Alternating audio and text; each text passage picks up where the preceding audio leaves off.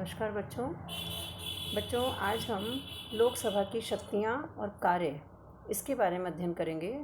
देखिए, इससे पहले मैं आपको बतला दूं कि इससे पहले जो हमारा जो लेक्चर था उसके अंदर हमने भारतीय संसद की शक्तियाँ, उसके कार्य, उनका अध्ययन किया था।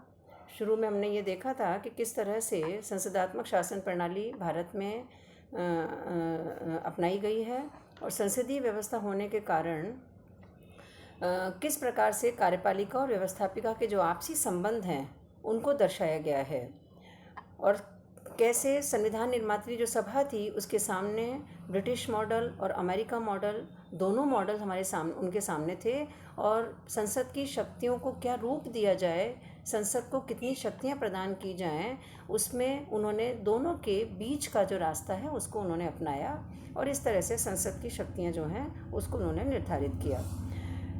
संसद की जो प्रभुसत्ता थी उसके ऊपर कुछ सीमाएं भी लगाई गई, क्योंकि हमने बीच का जो रास्ता है, दोनों जो मॉडल है उसके बीच के रास्ते को हमने अपनाया। तो इस तरह से हमने संसद की शक्तियाँ और उसके अधिकारों के ऊपर प्रकाश डाला था। आज हम लोकसभा की जो शक्तियाँ, विशेष रूप से लोकसभा की जो शक्तियाँ हैं उसके ऊपर प्रकाश डालेंगे।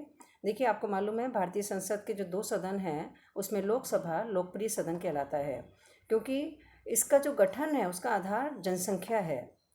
यानी लोकसभा के जो सदस्य हैं उनको जनता के द्वारा डायरेक्ट इलेक्शन के आधार पर, प्रत्यक्ष निर्वाचन के आधार पर निर्वाचित किया जाता है। संसदीय व्यवस्था का यह निश्चित सिद्धांत है कि कानून निर्माण और प्रशासन पर नियंत्रण की अंतिम शक्ति लोकप्रिय सदन को ही प्राप्त होती है। भारतीय जो संविधान है उसके द्वारा भी लोकसभा को राज्यसभा की तुलना में उच्च स्थिति प्रदान की गई है। यानी संसद जो है वो लोकसभा, राज्यसभा और राष्ट्रपति से मिलकर के बनती है, लेकिन लोकसभा संसद की सबसे अधिक महत्वपूर्ण इकाई मानी जाती है। लोकसभा की जो शक्तियां हैं उसको हम निम्न आधारों पर अध्ययन कर सकते हैं। जैसे विधायी शक्ति, देखिए संविधान के अनुसार भारतीय जो संसद है उसकी संघीय सूची, समवर्ती सूची और अवशेष जो विषय रह जाते हैं। संघ सूची यानी जिस पर कि केंद्रीय संसद को कानून निर्माण करने का अधिकार होता है, और कॉन्करेंट लिस्ट जो है समवर्ती सूची, इसमें दोनों सरकारें कानूनों का निर्माण करती हैं। और इसके अलावा अवशेष जो विषय हैं, तो उन कुछ विशेष परिस्थितियों में राज्य सूची के जो विषय हैं उनके ऊपर भी कानूनों का निर्माण करने का अधिकार भारतीय संसद को प्राप्त है। यद्यपि संविधान के द्वारा जो साधारण विधेयक हैं यानी अवित्तीय विधेयकों के संबंध में लोकसभा और राज्यसभा को समान प्रकार की शक्तियां प्रदान की गई हैं, और जैसे आपको मालूम है कि संविधान में कहा भी गया है कि जो साधारण विधेयक हैं उसको दोनों में से किसी भी सदन में प्रस्तावित किया जा सकता है और दोनों सदनों में पारित होना आवश्यक है, और जब दोनों सदनों से वो पारित हो जाता है तो फिर राष्ट्रपति के हस्ताक्षर के लिए जाता है, और राष्ट्रपति जब उस पर हस्ताक्षर कर देते हैं तब वह कानून की श्रेणी में आता है।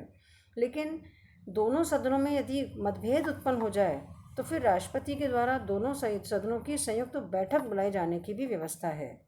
और चूँकि लोकसभा की सदस्य संख्या राज्यसभा की दुगनी से भी अधिक है, तो इसके कारण इस बैठक में विधेयक के भाग्य का निर्णय लोकसभा की इच्छा के अनुसार ही होता है।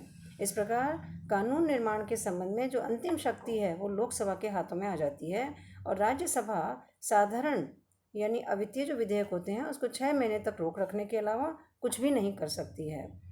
तो यानी व्यवहार के अंतर्गत सभी जो महत्वपूर्ण विधेयक हैं वो लोकसभा में ही प्रस्तावित किए जाते हैं रहे हैं। अब हम लेंगे वित्तीय शक्तियाँ। भारतीय जो संसद है उसके द्वारा वित्तीय क्षेत्र के संबंध में शक्ति लोकसभा को प्रदान की गई है, और इस संबंध में राज्यसभा की स्थिति थोड़ी कमज़ोर है। देखिए, आर्टिकल जो 109 है उसके अंतर्गत जो फाइनेंस बिल होते हैं, वित्त विधेयक जो होते हैं, वो लोकसभा में ही प्रस्तावित किए जा सकते हैं, राज्यसभा में नहीं। लोकसभा में पारित होने के बाद विधेयक राज्यसभा में भेजा जाता है, और राज्यसभा के लिए यह आवश्यक है कि उस वित्त विधेयक की प्राप्ति की तिथि से 14 दिन के अंदर अंदर विधेयक लोकसभा को लौटाए। राज्यसभा विधेयक में संशोधन के लिए सुझाव दे सकती है, लेकिन इन्हें स्वीकार करना या न करना भी लोकसभा की इच्छा पर निर्भर करता है। यानी संविधान ये व्यवस्था करता है कि यदि वित्त विधेयक प्राप्त होने के बाद 14 दिन के अंदर सिफारिशों सहित या सिफारिशों के बिना वित्त विधेयक लोकसभा को न लौटाया जाए तो निश्चित तिथि के बाद वो दोनों सदनों से पारित माना ही जाएगा। इसी तरह से वार्षिक बजट और अनुदान की जो मांगे हैं वो भी लोकसभा के समक्ष ही रखी जाती हैं और इस प्रकार समस्त जो व्यय है उसकी स्वीकृति देने का अधिकार लोकसभा को प्राप्त हो जाता है। अब हम लेंगे कार्यपालिका पर नियंत्रण की शक्ति। देखिए, भारतीय संविधान के द्वारा हम संसदीय व्यवस्था की स्थापना हम जानते हैं वो की गई है और व्यवहार में जो कार्यपालिका है, मंत्रिमंडल जो है वो संसद के प्रति उत्तरदायी भी होता है। तो मंत्रिमंडल केवल उसी समय तक अपने पद पर रहता है जब तक कि उसे लोकसभा का विश्वास प्राप्त होता है और संसद के पास बहुत सारे तरीके हैं, अनेक प्रकार से कार्यपालिका पर नियंत्रण रखती है। संसद के सदस्य जो हैं वो मंत्रियों से सरकार की नीति के संबंध में और सरकार के जो कार्य हैं उसके संबंध में प्रश्न पूछ सकते हैं, पूरक प्रश्न पूछ सकते हैं, उनकी आलोचना कर सकते हैं। संसद जो सरकारी विधेयक हैं या बजट को अस्वीकार करके मंत्रियों के वेतन में कटौती का प्रस्ताव भी स्वीकार कर सकती है तथा या फिर किसी सरकारी विधेयक में ऐसा कोई संशोधन करके जिससे सरकार सहमत न हो अपना विरोध भी प्रदर्शित कर सकती है। तो यानी अंतिम रूप में लोकसभा के द्वारा अविश्वास का प्रस्ताव पास करके कार्यपालिका अर्थात मंत्रिपरिषद को सीमित किया जा सकता है, नियंत्रित किया जा सकता है। कार्यपालिका पर नियंत्रण की शक्ति के अंतर्गत ही लोकसभा, संघीय लोक सेवा आयोग, भारत के नियंत्रक और महालेखा परीक्षक, वित्त आयोग, भाषा आयोग व अनुसूचित जाति और जनजाति के जो आयोग हैं आदि की रिपोर्ट पर भी विचार करती है। इसी तरह से संविधान में संशोधन संबंधी शक्तियां प्रदान की गई हैं लोकसभा को। देखिए, जहां एक और लोकसभा को सामान्य विधेयक पारित करने का अधिकार प्राप्त है, वहां दूसरी तरफ संविधान में जो संशोधन विधेयक हैं उसके ऊपर भी उसको अधिकार प्राप्त है।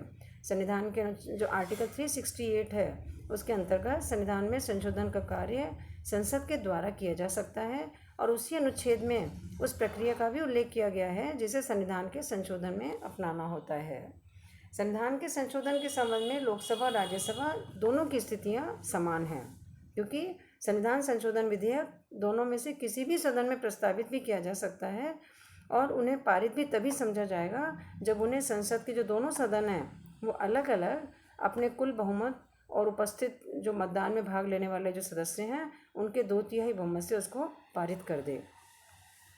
तो यानी संविधान के अधिकांश जो प्रावधान है उसमें अकेली संघीय संसद द्वारा ही परिवर्तन किया जा सकता है। कुछ प्रावधान ऐसे हैं जिसमें संशोधन के लिए भारतीय संघ के जो कम से कम आधे जो राज्य हैं उनकी विधानमंडलों की भी स्वीकृति आवश्यक होती है। इसी तरह से निर्वाचक मंडल के रूप में भी लोकसभा जो है वो कार्य करती है। लोकसभा अनुच्छेद जो 54 है हमारे संविधान का उसके अनुसार लोकसभा के जो सदस्य हैं, राज्यसभा के सदस्य, लोकसभा के सदस्य, राज्यसभा के सदस्य तथा राज्य विधानसभाओं तथा संघीय क्षेत्र की जो विधानसभाएं हैं उनके सदस्यों के साथ मिलकर के राष्ट्रपति को निर्वाचित करते हैं। आर्टिकल जो 66 है उसके अंतर्गत लोकसभा और राज्यसभा मिलकर उपराष्ट्रपति का भी चुनाव करते हैं। लोकसभा के द्वारा सदन के जो अध्यक्ष और उपाध्यक्ष को निर्वाचित किया जाता है और उन्हें पदच्युत भी किया जा सकता है। इसी तरह जनता की शिकायतों का निवारण भी यहीं पर ही संभव है। यानी लोकसभा के जो सदस्य हैं जो कि प्रत्यक्ष रूप से जनता के द्वारा निर्वाचित होकर के आते हैं, तो उनके द्वारा जनता की जो शिकायतें हैं, जनता के जो विचार हैं, उनकी भावनाएं हैं, उनकी आस्थाएं हैं, वो सरकार तक पहुंचाई जाती हैं। लोकसभा के सदस्य इस बात की चेष्टा भी करते हैं कि सरकार अपनी नीतियों का निर्माण और कार्यों का संपादन जनता के हितों को ध्यान में रखते हुए ही करें। इसी प्रकार कुछ विविध कार्य भी हैं लोकसभा के, जैसे लोकसभा राज्यसभा मिलकर के राष्ट्रपति के ऊपर महाभियोग लगा सकते हैं। उपराष्ट्रपति को उसके पद से हटाने के लिए राज्यसभा प्रस्ताव पास कर दे तो फिर इस प्रस्ताव का लोकसभा द्वारा अनुमोदन आवश्यक होता है। इसी तरह लोकसभा और राज्यसभा मिलकर सर्वोच्च न्यायालय के न्यायाधीशों, उच्च न्यायालय के न्यायाधीशों के विरुद्ध भी महाभियोग का प्रस्ताव पास करते हैं और संकट काल की घोषणा जब राष्ट्रपति करता है तो उसको 1 महीने के अंदर अंदर संसद से स्वीकृति लेना आवश्यक होता है, अन्यथा इस प्रकार की जो घोषणा है वो फिर समाप्त मान ली जाती है। इसी तरह राष्ट्रपति एमनेस्टी सर्वक्षमा देना चाहता है तो फिर उसकी भी स्वीकृति उनको संसद से लेनी आवश्यक होती है। तो यानी इस तरह से भारत की जो लोकसभा है वो विशिष्ट बहुत अधिक शक्तियों का प्रयोग करती है। Thank you.